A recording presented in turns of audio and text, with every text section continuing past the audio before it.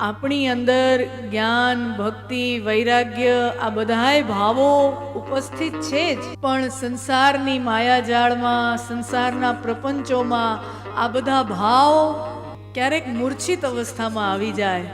જેમ ઘરમાં સરસ મજાના છોડવા વાવ્યા હોય અને બારગામ જવાનું થાય 7-8 દિવસ અને ઘરે કોઈ હોય નહીં, તો એવું બને ને કે પાણી અપાણું ન હોય તો ઈ પાછા આવો તો છોડવા મુરઝાઈ ગયા હોય.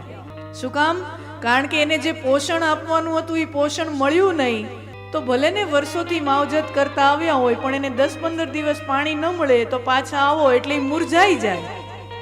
એમ આપણી અંદર પણ જ્ઞાન, ભક્તિ, વૈરાગ્ય આપણે બીજા બધા સંસારના માયામાં આપણે એવા અટવાઈ ગયા હોય કે એને પોષણ આપવાનું ચૂકાઈ જાય, એટલે હોય ખરા પણ મુરઝાઈ જાય. વળી મુરઝાઈ ગયેલું છોડવું હોય અને વળી તમે જાઓ અને સરસ મજાનું એને પાણી પાઓ એટલે વળી કેમ થોડુંક 1-2 દિવસમાં વળી તાજુમાજુ થઈ જાય ને.